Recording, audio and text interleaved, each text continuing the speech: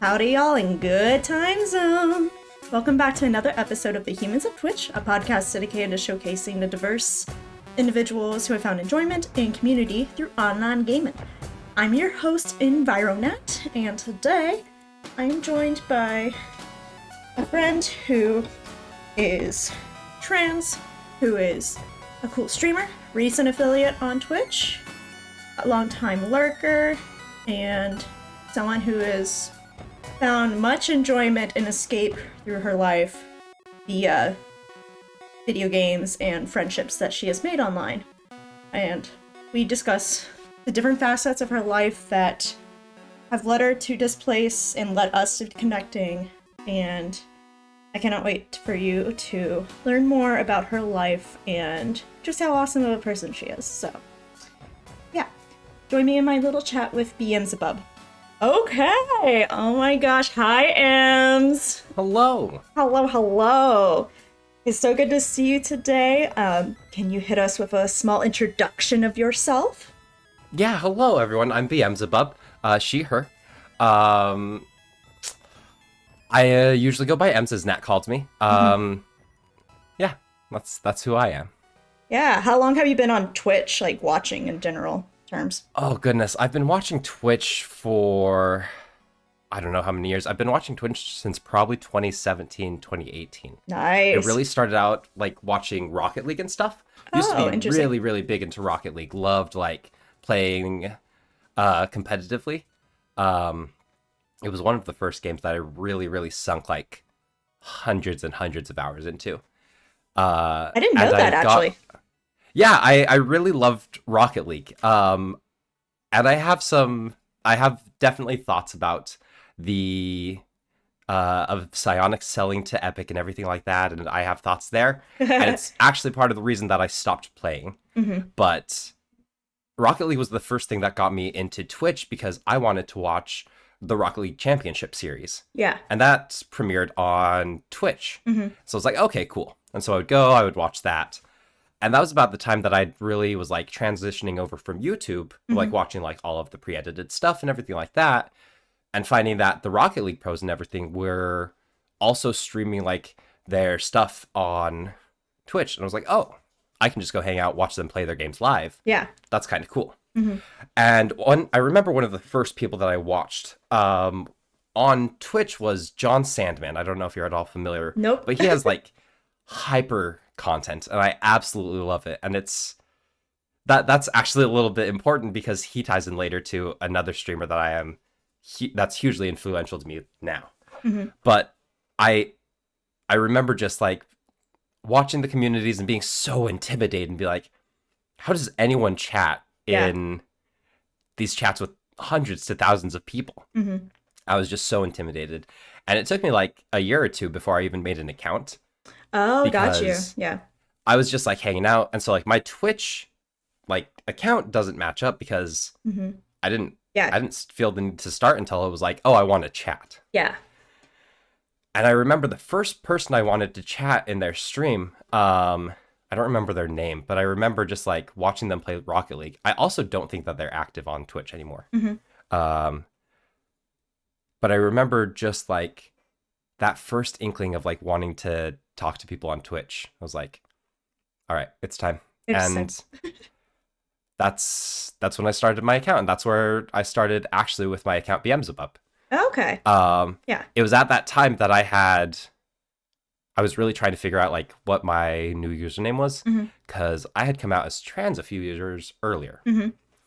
And so I was trying to figure that out. And I landed on BeEmsabub because I really liked Beelzebub as like imagery and type of thing. And Ems ties into like my nickname and the thing that people calls me. Mm-hmm. So BeEmsabub felt like it fit really well for me. That's so clever. Yeah.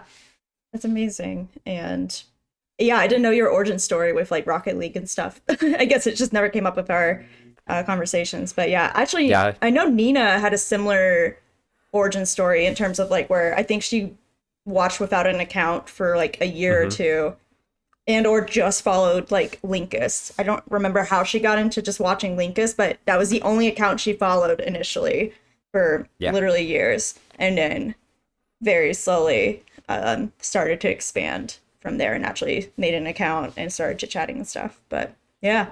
Yeah.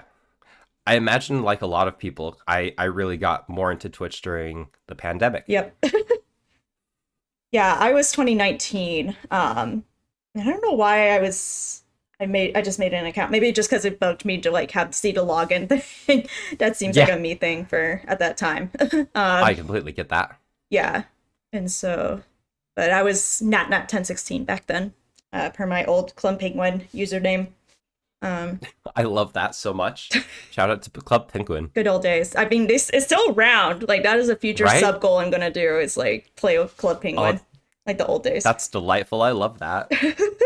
I am so curious. I haven't even watched too much of it or like people. I just know it exists still, but I'm saving it for like me being very much nostalgia wave or not, depending on what directions they've gone in since then. Yeah. What was your experience growing up and playing video games then?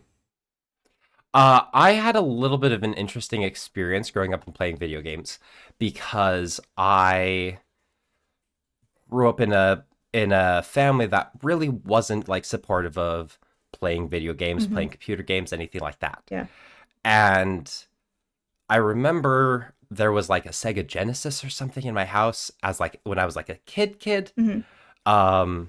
And then it was gone, and there was like no video games or anything until the Wii came out, and we were able to convince my parents that we wouldn't sit on the ground and just play video games. We would only get the games that were like standing up and moving and stuff like that. That quickly disappeared because we were able to wear them down with Mario Kart. Yeah. I was like, but Mario Kart, and so we ended up being able to get Mario Kart. Yeah. And that was kind of what I had. I would go to my friends' houses, though, and my friend had a PlayStation 2. And a PlayStation 3, and later on, and we would play Tony Hawk. Oh, yeah. We would play, like, things like that, and some shooters. And I remember one of my first, like, shooters was Ratchet and Clank. Oh, yeah. And, yeah, and I just, like, I need to play the new one, because there's so much nostalgia there for it. But I absolutely fell in love with just like playing video games and going over to my friend's house, and we would play like Battlefront. We would play just like all of the fun stuff. One of my other friends had an Xbox, and so I got to experience like Halo, and I was so fucking bad at it. And I've never gotten better at Halo in my life. I mean, you're better off than me. I've still never played it. I've watched a little bit of Halo from like whenever some friends have played it on stream, but otherwise, nope. It's silly, and like Bungie definitely did a lot to influence like the first person shooter genre as a whole, and it's absolutely incredible what they did. Later on, like as I got into being a teenager and stuff, we still weren't allowed to have other consoles at home, right? But I had gotten a job, and I wanted to get an Xbox 360. Yeah. So I bought an Xbox 360 and put it at my brother's house. Amazing. And so I would go play my Xbox 360 and hang out with my brother, and like we would play Modern Warfare and the Call of Duty games and stuff like that. And I never played like online because it always scared me. Yeah. As like a teenager, and I always just had the best time playing video games with my brother. Yeah, that's awesome. That's really nice. And that was kind of where like my games really started to accumulate, was on the Xbox. Oh. And after I moved out, I got an Xbox One, and then I started playing Rocket League. Amazing. Because like it was a $15 or $20 game. It was, you didn't have to, there wasn't voice chat or anything like that. Yeah. It was really hard to type to each other in the middle of really intense, fast-paced rocket car soccer, football, whatever you want to call it. And I just like, it was really great because you could also even just turn off like the quick chat menu. So I could go into Rocket League as like definitely this closeted queer person. Yeah. Who's very intimidated just by like being online in general. And just hang out and have a good time, play rocket car soccer. Yeah. And, you know, just hang out into the late night. And that was what I did. And it was really fun. And Rocket League later, as I met like my best friend, became something that we would just play all the time. Mm-hmm. And like, it was so much fun to just play Rocket League with him. Even after he like moved back to California, because I lived in Utah at the time. Yeah. And that was it was like a really great game for keeping my friend close, you know? Yeah. Yeah, my ex played a lot of Rocket League with his brother, actually. So I remember it a little bit from that, watching it. Even though it didn't interest me that much, but I also didn't have a means to play it on my own. Because I wasn't able to play online games. One, because I was intimidated, but then two, mostly to my internet, which is absolutely garbage until college. My parents finally upgraded the internet. AKA they finally like said yes to the internet company to build the cables on our side of a highway, quite literally. Because it was, gotcha. Yeah, the only house that would have benefited from it. So they saw no need for it until we were to pay for it. It's made life a little better since then, but yeah. So aside from Rocket League, I assume being one of your still favorite games at some point, you know, for like special memories and such, what are some other favorite games you have of all time? Oh, of all time. Yeah.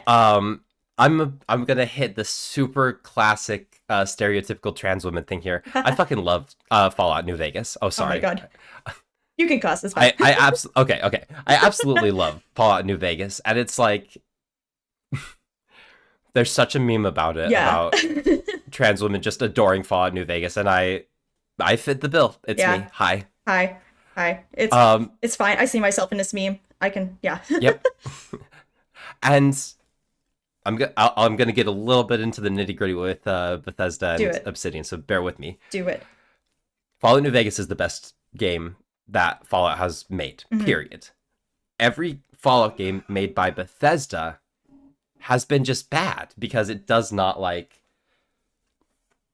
actually give you the freedom to do what you want to do. In New Vegas, it's an actual RPG in the fact that you can kill anyone. You can do anything. Okay. You can end any storyline way too early. And it's like, there are consequences for that, but it's like a real, like, living thing where it's like not these protected NPCs where it's like, you can't kill this person, they're important to the story. Yeah.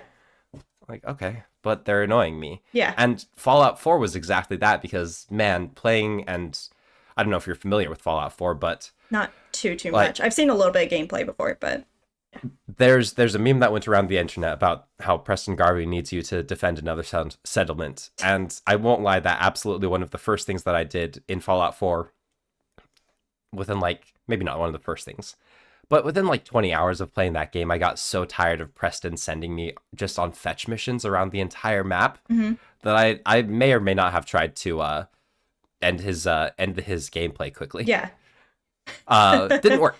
It made me just like, man. And so I went back to playing New Vegas because there's a lot of DLC there. There's a lot of really interesting stuff there. And the modding community is kind of really crazy behind it. The modding community behind most Bethesda games is insane. Positive. Yeah. But there's just so much to New Vegas, and there's so much about just being your own person. Yeah. And also I grew up in Utah. Yeah. And that whole thing, I've done that trip, like Utah to California, Utah to Los Angeles type of thing. And so going through that entire game, I'm just like, oh, I've been there. Hey, I know this place. Yeah. And it's just like Prim. It's just like all of these spots that I've stopped in. And so it's kind of this familiar setting already. Yeah. Whereas like Fallout 3 is on the East Coast and Fallout 4 is also on the East Coast somewhere. Yeah. I'm just like not at all familiar with that setting, which doesn't seem like it would mean that much to video games, but I guess that influences a little bit of how much I love New Vegas. Yeah. No, it's quite cool to be able to see things you could potentially recognize. I know I was a little like that with like The Last of Us whenever I watched it playthrough and they like start in Austin. And so I was just like, wait, oh, that's an exit for I-35. I see that. Yeah. And things like that. And then with like the TV show, like seeing that they were in Kansas City, and I was like, okay, I've driven through this many times, and one of my good friends lived there, but I'm like, can I try to recognize downtown? I didn't really very much, but yeah. I haven't finished first season of the show. I'm so bad at watching through shows, but I'm Yeah. very excited to see them get to Salt Lake and do the exact same thing and be like, Yeah. huh? Yeah, for Huh? sure. Yeah. Yeah, it was. Because I lived in Salt Lake for a long time, like 5 or 6 years, Yeah. 7 years. Mm-hmm. Yeah, So. and I've only popped in a couple times myself to Salt Lake, so yeah. For other friends who live there. Well, presently live there, so. But yeah, that's so cool. And I imagine too with like New Vegas, if you're able to then have more freedom and flexibility for like, you know, offing people, that gives you like that increases the playability in itself to like, you know, go back and say do a different sort of trajectory perhaps, if I'm understanding that correctly. Yeah, because the other Bethesda games force you into like these sections. Yeah. And in New Vegas, you can just be entirely self-serving. Yeah. It reminds me a little bit of what I've been hearing about Baldur's Gate 3 a little bit, potentially. Oh, goodness. I absolutely need to play Baldur's Gate 3. That game is... There's so much to it. Yeah, it's massive. I mean, game of the year for a reason, I guess, for how much they put into it. Oh, and just the sheer amount of like lines of dialogue in there. Oh my God. Yeah, an ability to just do about anything, and they have an option for that as well, and like custom scenes for it.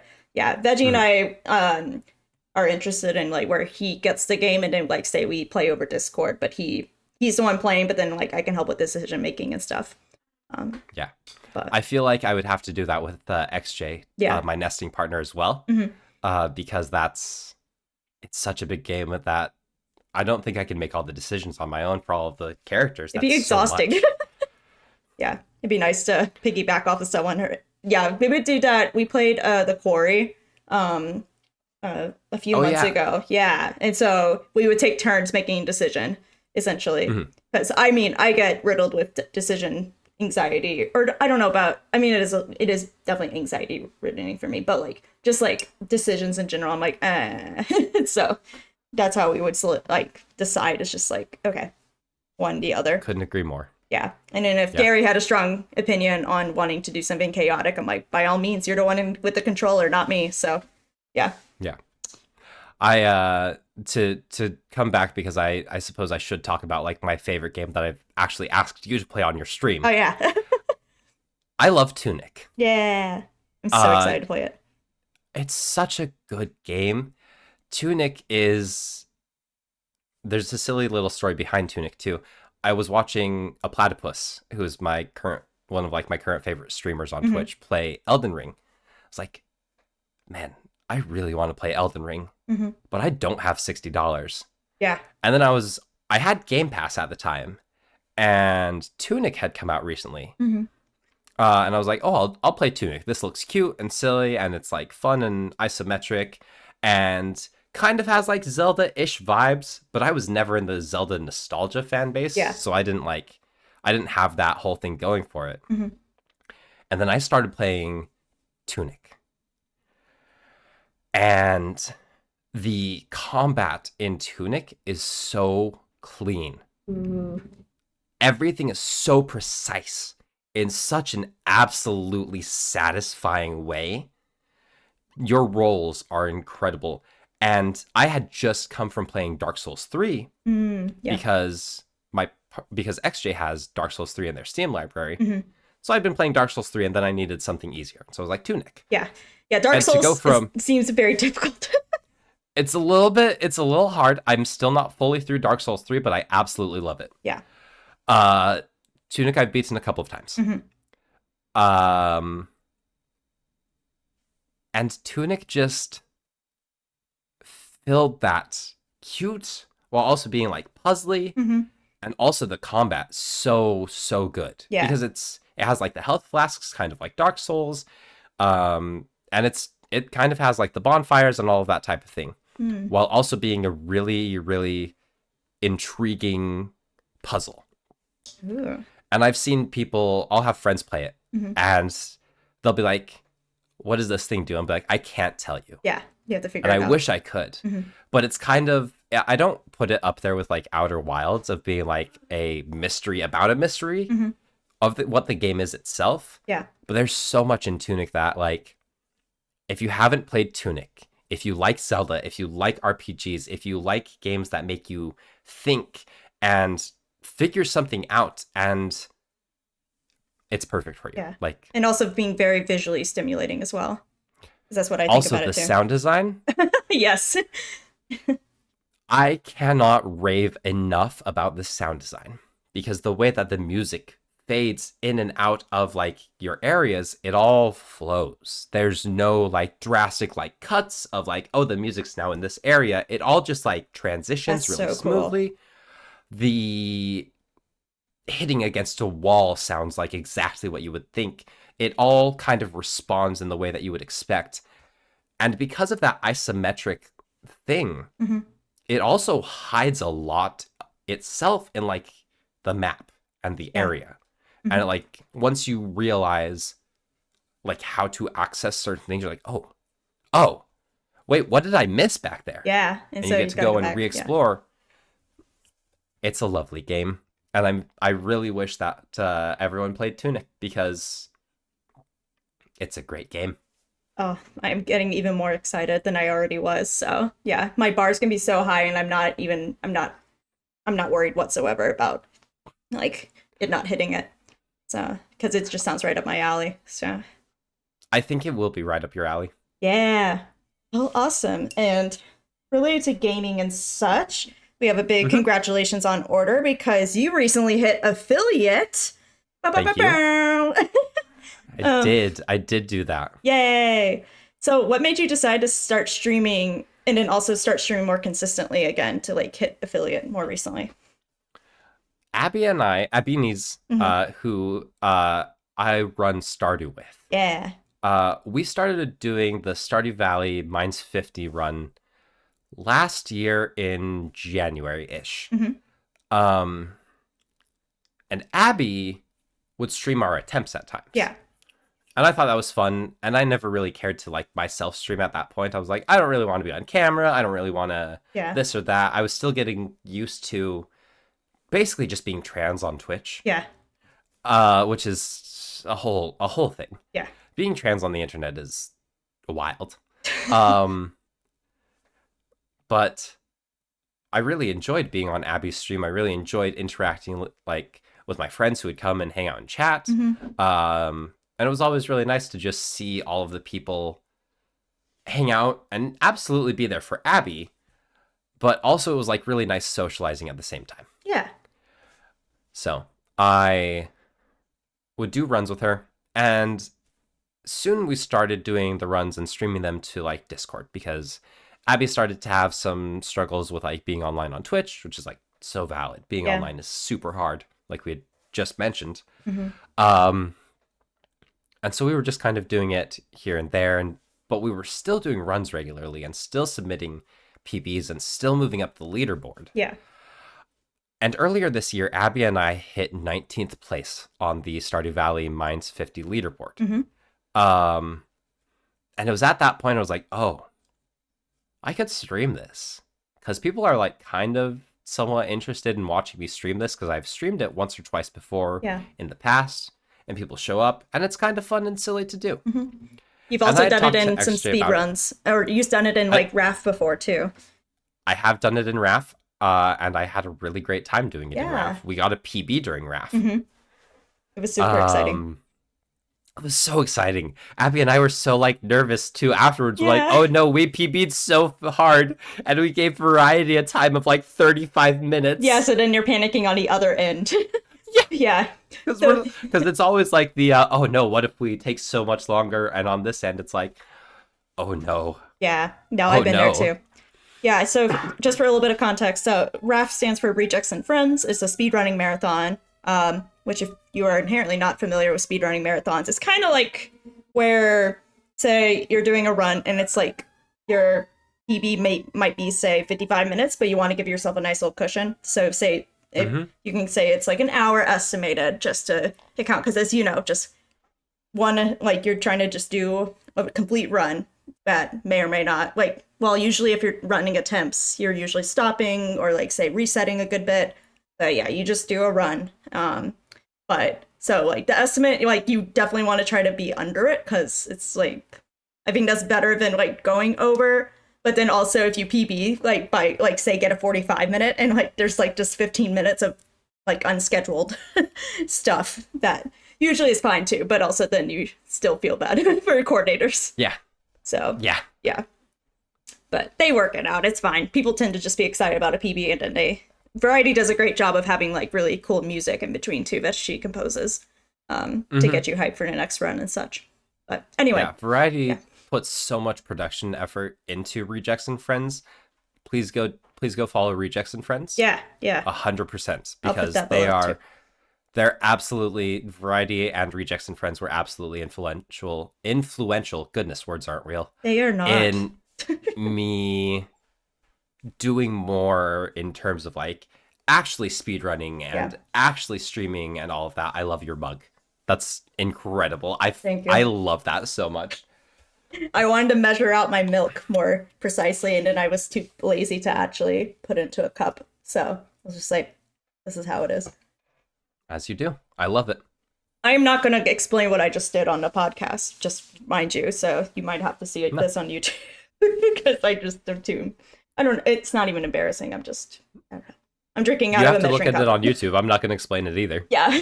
But yeah, awesome. But yeah, go ahead. Yeah, affiliate. And sorry, the sidetrack is I know. real. Yeah, it's like we're friends or something. So then like it's like we're friends and we just like chatting. Yeah. Yeah.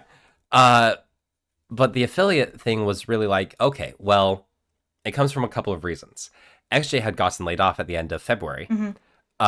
And we found out in like the beginning of the end of January that would happen. Yeah. So I was like, well, I can't actually make money off of affiliate because I'm not going to try and like push to make money off of my friends because I don't find that to be incredibly ethical. Yeah. And I think that there's like validity to being like, come and hang out. And if you subscribe, that's awesome. Thank you so much. Which that is exactly my approach. I see that from Prince. I see that from like so many of the people I hang out with and I'm friends with on Twitch. Yeah. And that's why I'm there, is because it's not this thing that you're like, please follow me and subscribe and give me money and things like that. Yeah, and donate like, hey, and do all the things and like, yeah. Hey, I'm hanging out. Mm-hmm. And also there are some cool things that like, if you wanted to throw money at me, you can, but like, please don't. Yeah, here's cute emotes.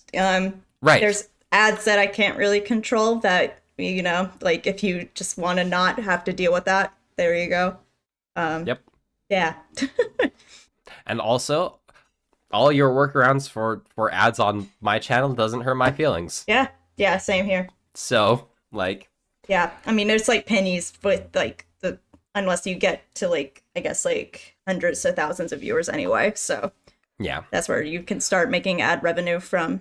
Yeah, ads. Wait, that's what the word means. Cool. Hold on. Anyway.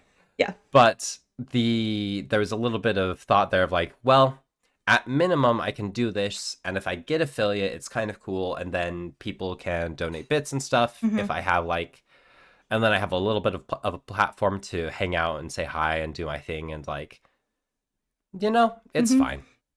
It's a little bit of a business thing while also just being like very much, if it doesn't work out as a business thing, I don't really care because I have a really great time. Yeah. Just streaming Stardew and doing some little runs here and there. I also had a lot of fun. I've been playing Lies of P. I've heard a good thing. I've heard good things about that. I love the Dark Souls take on Pinocchio. Yeah.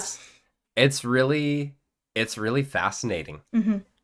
Yeah, I remember hearing a podcast discuss it, although like because I didn't know a lot about it, I was like a lot of it didn't like stick like whenever I was listening to it, but I do recognize those elements that you just mentioned. So yeah, in fact, it was one of the games of the year type of thing. Yeah, such a good game, visually stunning, and just like the mechanics are so great. I love it. And yeah, so I was just like, I started to hit the affiliate numbers. I was like, well, okay. Well, all of these things are kind of happening simultaneously. Why the hell not? Let's just push for affiliate. And I did.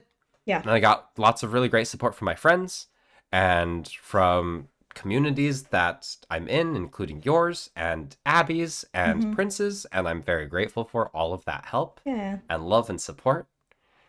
And it means a lot that you support me and my friends support me, and I'm very grateful for it.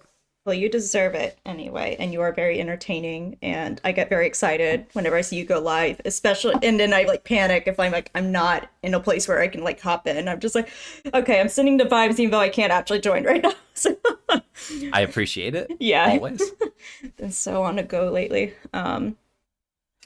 But yeah, so kind of you touched on this very briefly for like, you know, the difficulties of being trans on the internet and being on Twitch. Yeah. What has your experience been like being on Twitch, or being on Twitch and being trans as a viewer as well as a streamer now? For the most part, positive actually. Yeah. Which I'm grateful for. Mm-hmm.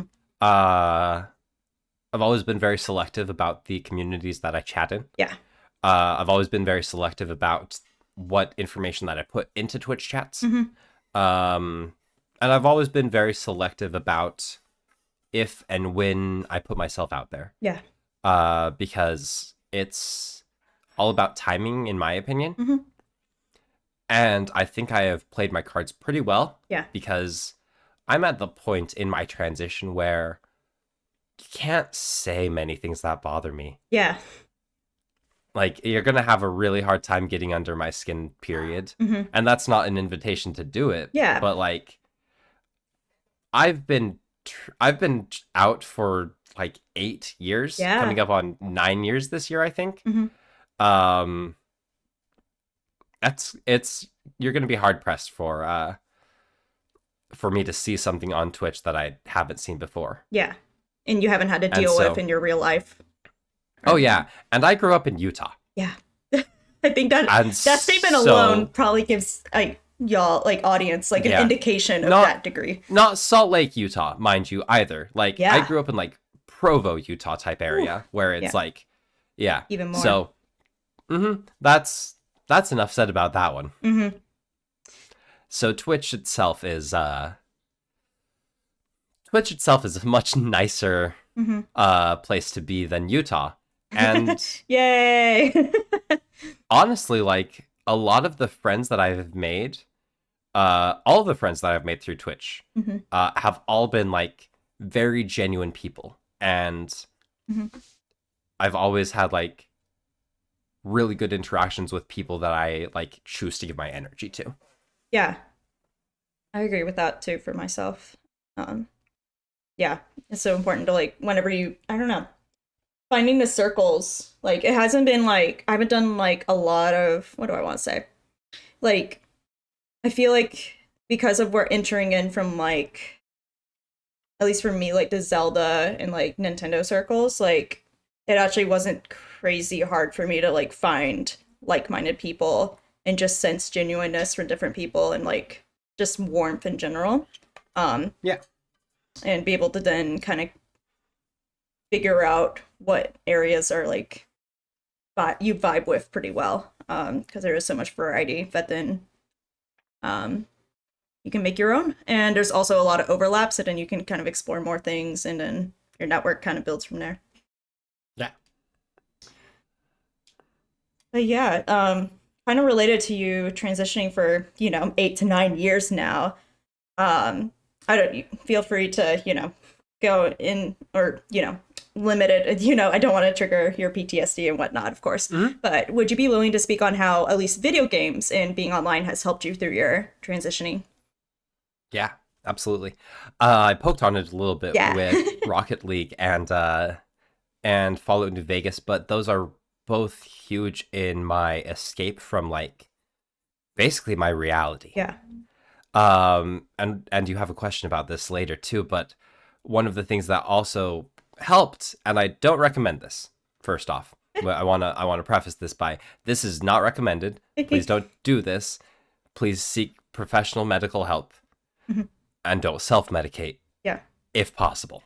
Because I completely understand. I was in a place of poverty. Yeah. And limited access to medical help or anything like that. And I would use cannabis as a means to self-medicate for, like, at the time, what I felt was, like, depression and anxiety. Yeah. Which isn't recommended. Like, cannabis does not do anything for depression or anxiety in general. It's not used for that. Yeah.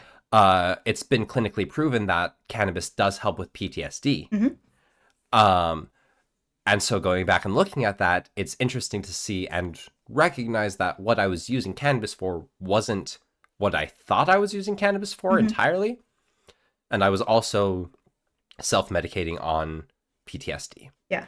I still use PTSD. I still use cannabis to this day, but I talk to my therapist about it regularly, and I live in California. Yeah.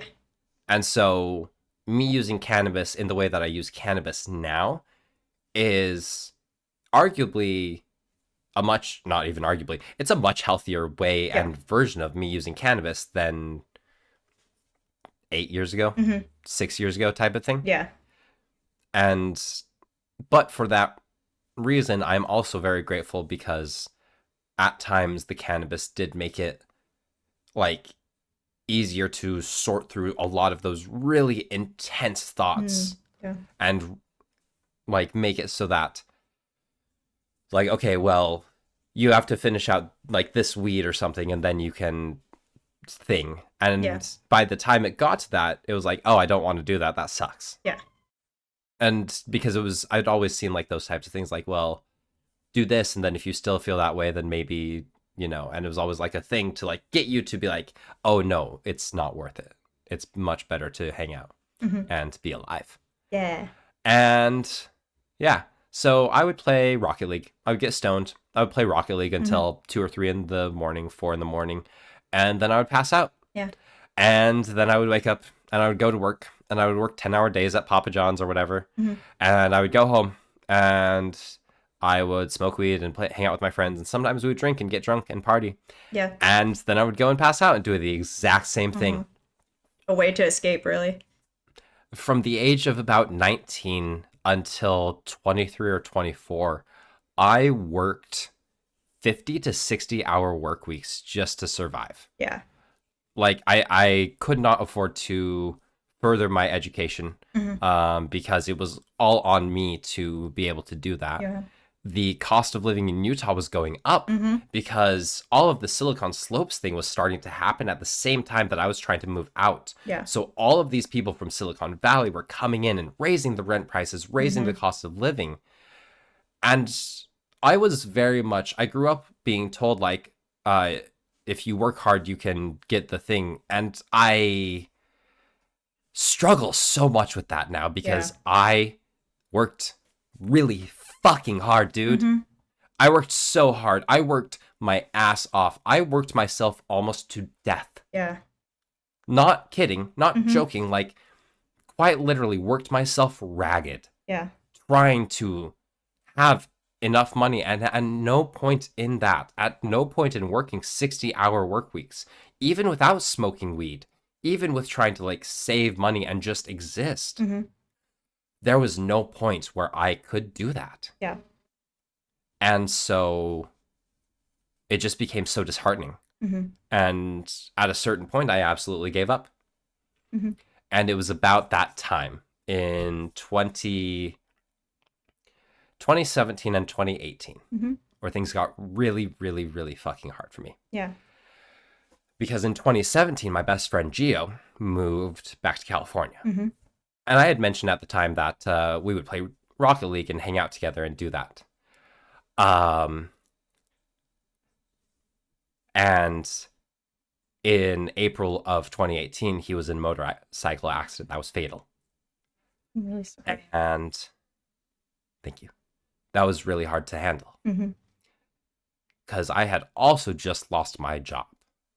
And so going from having a full-time job, making money, to having no idea what the fuck was going to happen to me.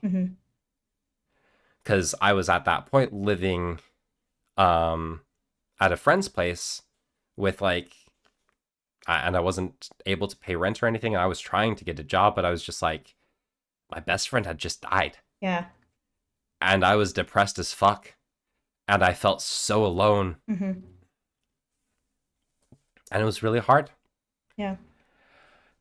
And this one is a little bit silly to like, as like the cherry on top, but right around that same time, I was trying to do like e-dating and stuff. And one of the first people that I was like, had really started talking to and was really enjoying talking to, they ghosted me.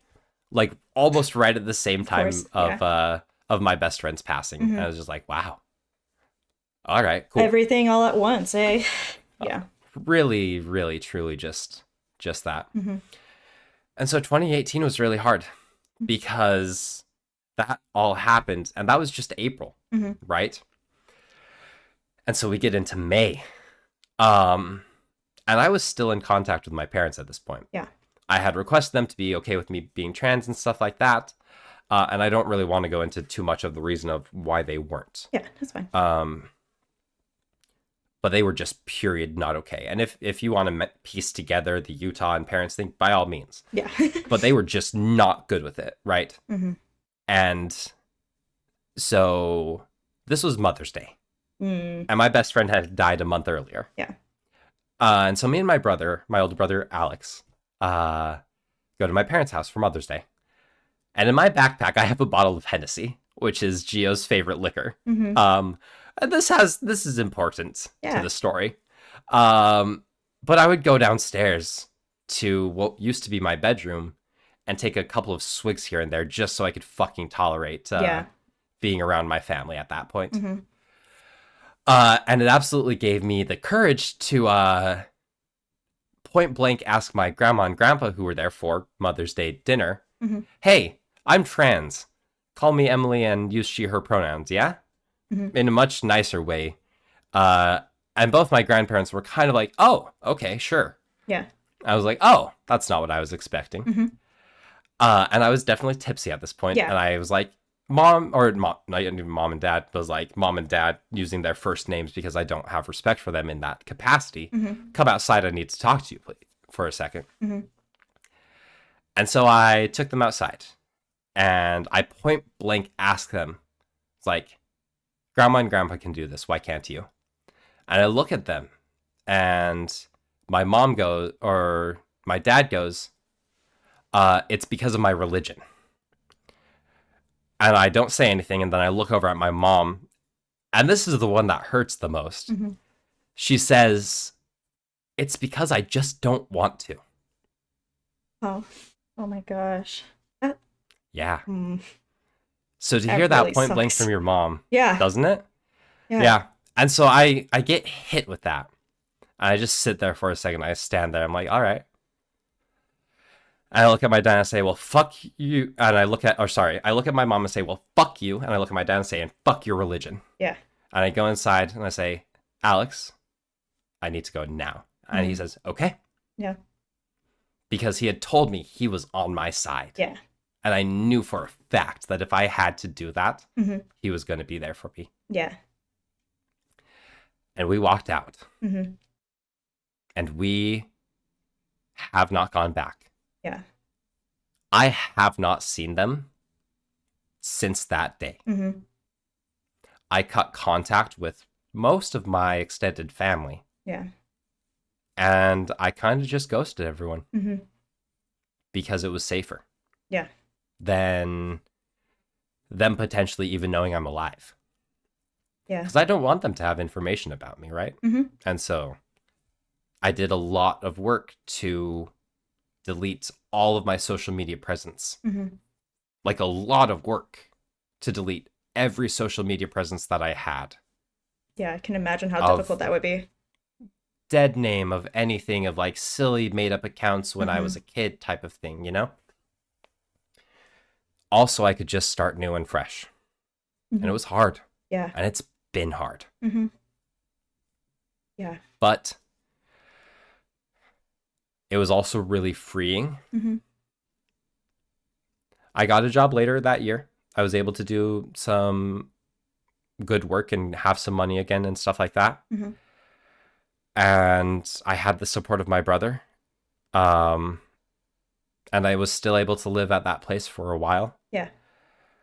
And then I started dating my nesting partner, XJ. I was actually just thinking, like, okay, when does XJ come into this story? So the same year. Oh. So I start dating XJ. Mm-hmm. And, like, I'm pretty reserved about all of my stuff and my emotions and things like that. In regards to, like, former religion or my parents or anything like that. And I try not to have it dominate like how my relationships are. Yeah. And I took a big break from dating after high school because I was like, I don't know who I am. I don't know what I want. Yeah. I can't put anyone in a position of having to try and be with me when I'm just constantly like in this state of mind that's so unfair and unhealthy. Yeah. And also probably And dysphoric too. oh, incredibly Yeah. dysphoric. And so I finally got to a point where I was like, okay, I feel like I can like do things and date people and exist-ish. Mhm. And I started dating XJ. And we absolutely pulled what you would call a classic lesbian thing, and you called it very shortly after. Yeah. And that was like in part to the place that I was living in not being really great for my mental health period. Mhm. And then also just like there was a we lived in an area that had like, it's Utah, so the gang violence I'm talking about is like tiny. Mhm. And but like there was a little shooting outside of a party that we were at Mhm. that happened to be outside of the house that I was living at. Yeah. That was like kind of the like, okay, I don't want to live here Yeah. anymore. The actual impetus or, final straw or something. Yeah. And I moved in with XJ, and we've been together for, God, it'll be 6 years this year. Oh, that's so sweet. And Yeah. XJ doesn't watch too much Twitch, does they? Do they? XJ doesn't watch Twitch really at all. Yeah. XJ's internet presence is all on like obscure social media sites. They grew up using computers in a really interesting way. Mhm. And I don't know how better to describe it than interesting, because they liked to just tear everything apart and poke around in it and do like Yeah. the supercomputer nerd thing with it. Mhm. And so XJ would hang out on places like 4chan Yeah. and stuff like that. And they're one of those trans people who like grew up with that type of content. And it's funny, XJ and I will talk about this. You have like, gets into really stereotypical stuff, so please forgive me. This is just like, this is just silly brain shit that like me and my spouse talk about when we're stoned. So don't look too far into this at all. Mhm. But there's like the Tumblr trans people, Yeah. there's the Reddit trans people, and then there's the 4chan trans people or queer people, Yeah. just, in Yeah. general. Mhm. And from all of those like descriptions, you can kind of get like an idea of what all of those people kind of had in their internet upbringing. Mhm. Yeah.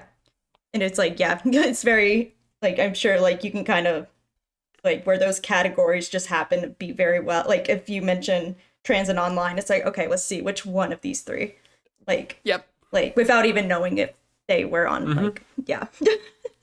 Thank you for sharing those stories. I know that was, Oh, sure. yeah, but also I was just, like, on the edge of my seat there. Mhm. I always just love learning more about you and stuff anyway, so. Yeah.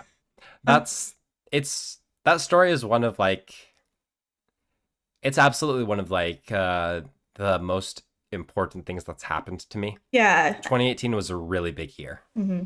Yeah, my big year was 2019, and so I can relate to that time period, just in different ways, of course, but yeah, just where, yeah, the idea of like a year being very significant, like some people don't get that, but I guess if you are diagnosed with PTSD, then yeah, it has a little more significance in that. But speaking more of like things about you, what is it like for you to be Chinese in your circles of Twitch? It's really interesting that in a lot of my circles, it doesn't even come up. Yeah. It's not even a thing. Like with you, it's interesting because arguably you have more of a connection to China than even I do.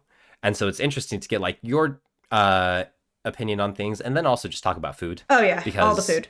like, period, one of the things I miss about being able to go home and stuff is connection to food and stuff.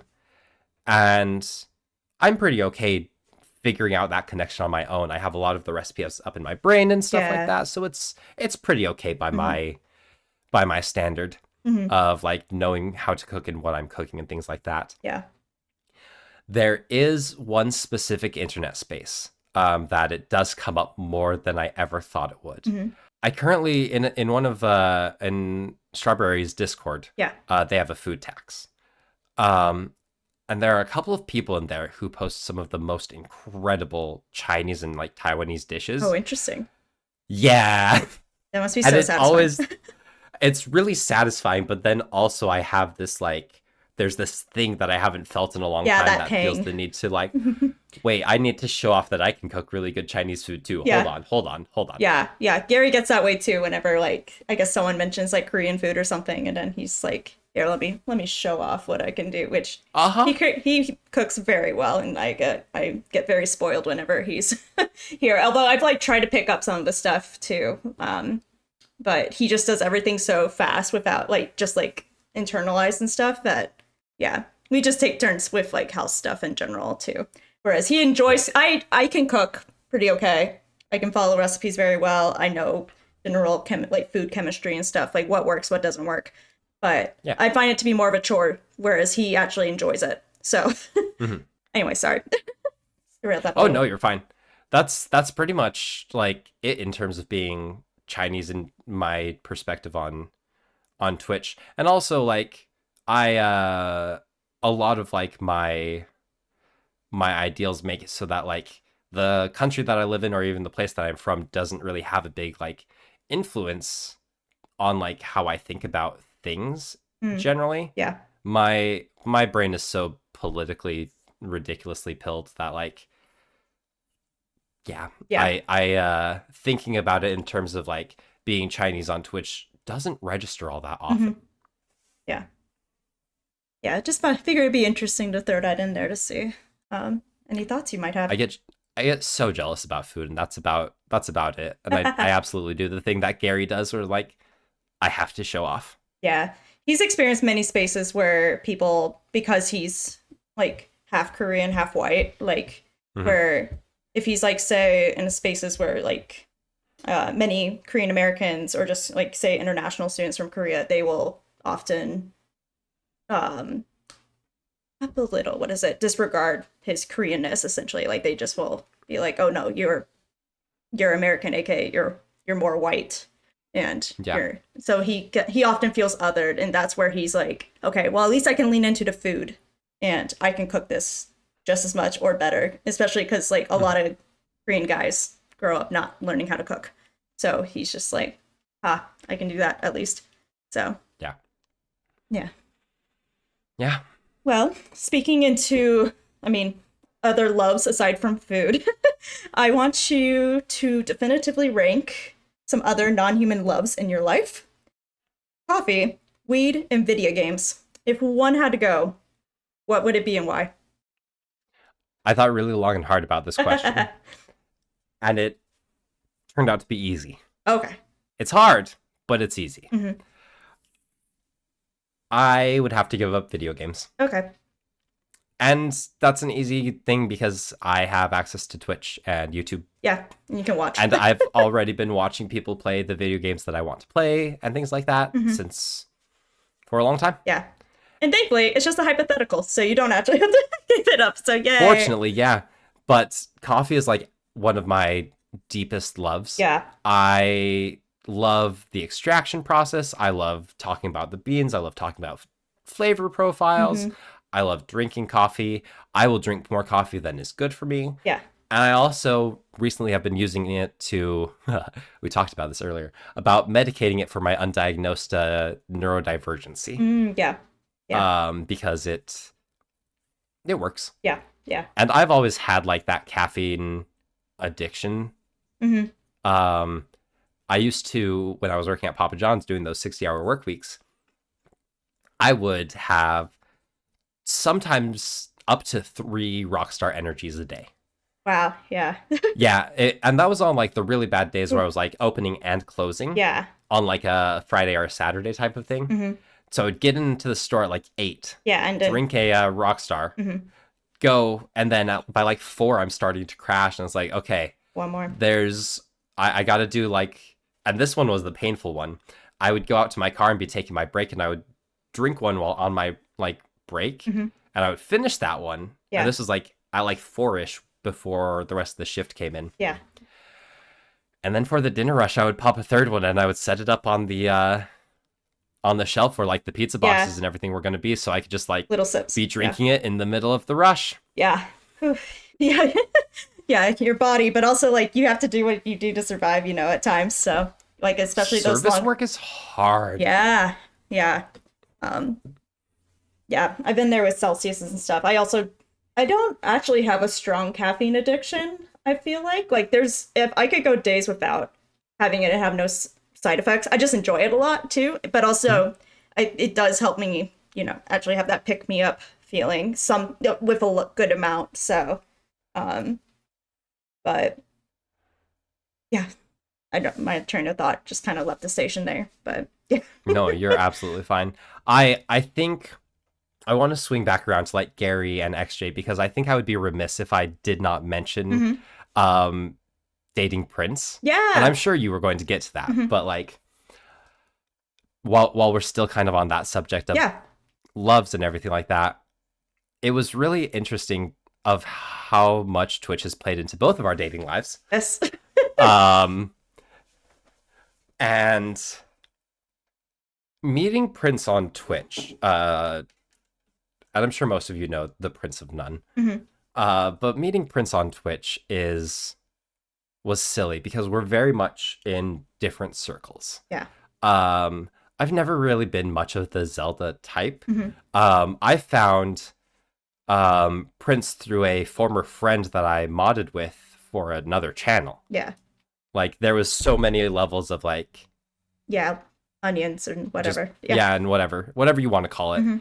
That just like it took so many steps to get to meeting Prince actually and be like, oh wow, we're in the same circles and everything, that we were friends for like a year and a half, a year-ish before we started dating. Yeah. And the funny thing was about that, I would go and hang out and I would watch his streams and it was always fun and hang out and we would goof off. Prince will hang out in my Discord. I'll hang out in her Discord type of thing. And it's really just like, it was always really comfy and chill. And anytime I got to like interact with Prince for long periods of time, have like an in-depth conversation about weed or coffee or anything like that in one of those Discord channels, it was always just like, oh my God, I love talking to Prince. Yeah. And I always had like this little crush on Prince because I think Prince is very cute. And fun to be around. But also, she lives on the other side of the country from me. Yeah. And we've always had that super stupid, silly East Coast versus West Coast thing going. Oh, yeah. As you must. As we must. Like, even now, it still hasn't stopped. Oh, yeah. If anything, it's probably gotten even more intense. The conversations about how much Prince hates the West Coast in California is so funny to listen to as we get closer to Prince actually coming out and visiting.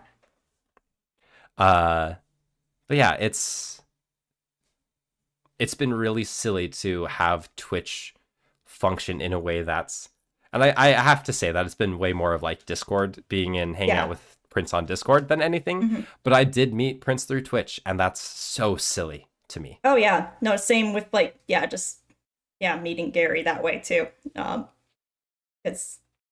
I know my parents were very much just like, we trust you, like you wouldn't just do something like like for whenever Gary and I first met and I flew out to Atlanta to meet him. And so they're just like, I guess we'll try. His parents were actually more concerned. His mom was like, she could be crazy for all you know. I'm like, I'm not saying you're wrong, but you're like, I am, but like rude. Yeah, but yeah, we worked it out. But it's worked out. So yeah. Oh yeah. What is your take on like dating via Twitch?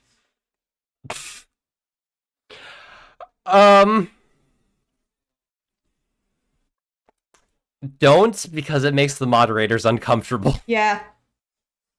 Yeah, it makes the moderators and streamer just like, okay, at what point can you guys just go to DMs and be not here, please? Yeah, because that's something where, like Gary and I are very opinionated when it comes to like we don't recommend people actively try to find a partner on Twitch or through No. Discord. It's just like let it be. Maybe that's just our aceness working out there, but it is like a thing where like we do want it to be like you just want to be comfy like on Twitch and stuff, and it's like I don't want to feel like I am in an IRL space where I have to be perceived for like some sort of romantic sort of object or situation. Oh, heavens, no. So I'd rather just coexist with, fellow usernames in our little typing ways. And then, yeah.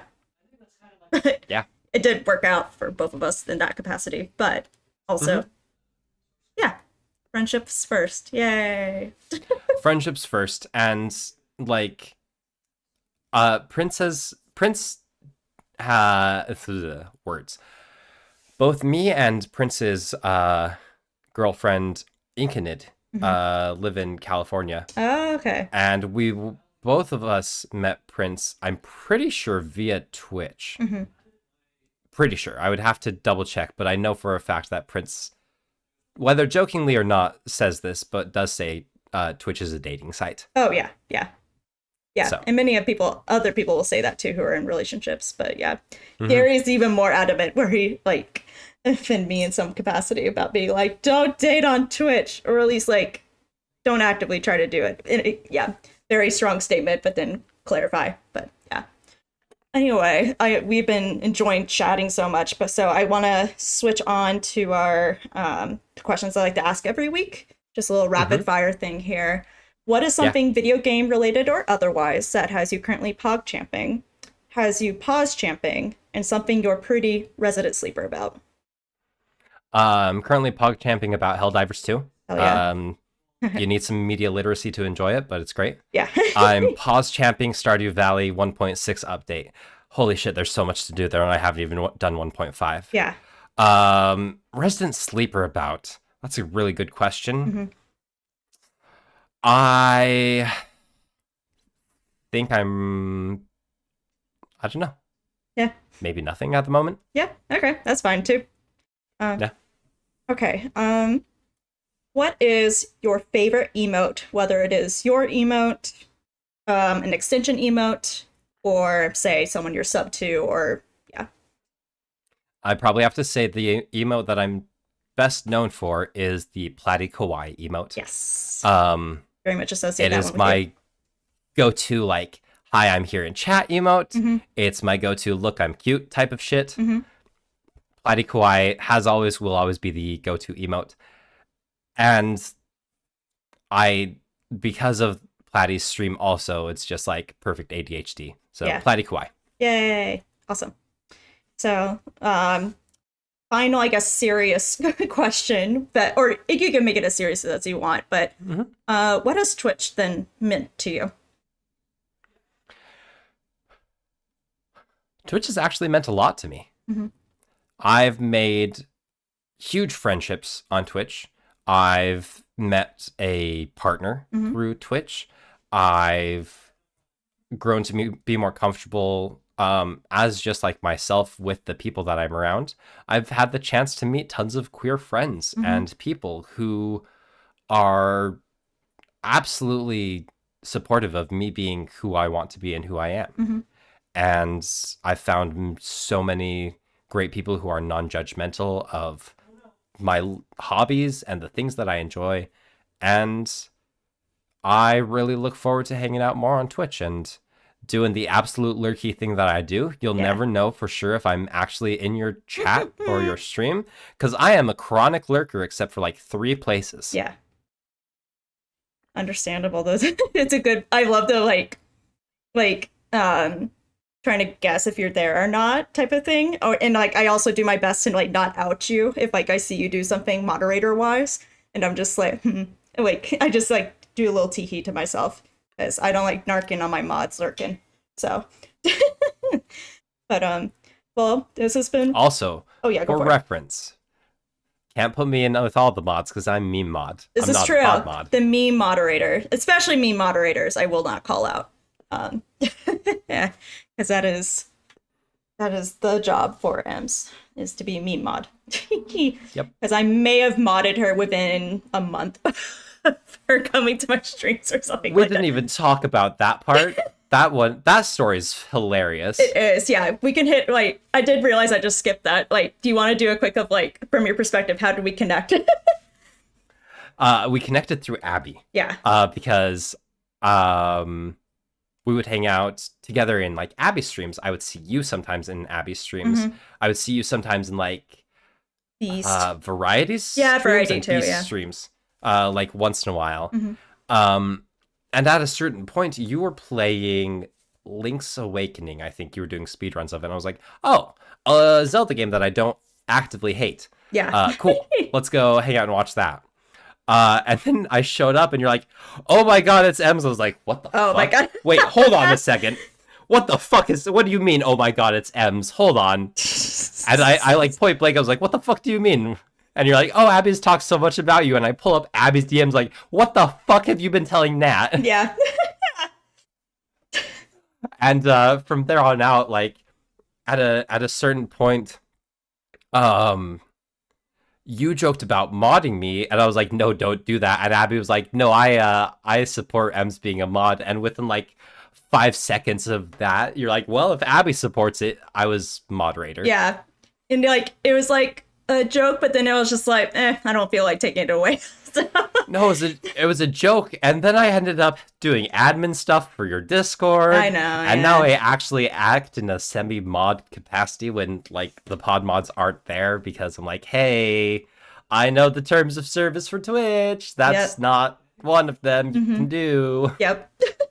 And that's about it, because I don't care otherwise. Yeah. And I don't care, but you don't care, type of thing. Or, you know, I'm chill. So I'm there to hang out with you. yeah. Oh, I'm honored. And yeah. Well, this has been a super great chat. Where can people find you? You can find me twitch.tv/BeEmsabub. You can find me hiding in Nat's Discord also. Yeah. And also chatting in Nat's Twitch channel. Yeah. Yeah, that's pretty much where I am. Yeah. Sounds good. Well, thank you so much for joining me today. I love you so much. Thank you so much, Nat. So much, I love friend. you too. Yeah. This has been a really great conversation. Yeah. All right, y'all. I hope you enjoyed that chat. Ems is such a brave person, and I am very grateful that she felt comfortable enough to share with us some of the traumas that she's been through in her life. I know that it has not been easy by any means, and the way that she is dealing with a lot of like the trauma that comes with it. It's just very admirable how much work she is putting into herself and understanding what all she's went through, but also standing up for what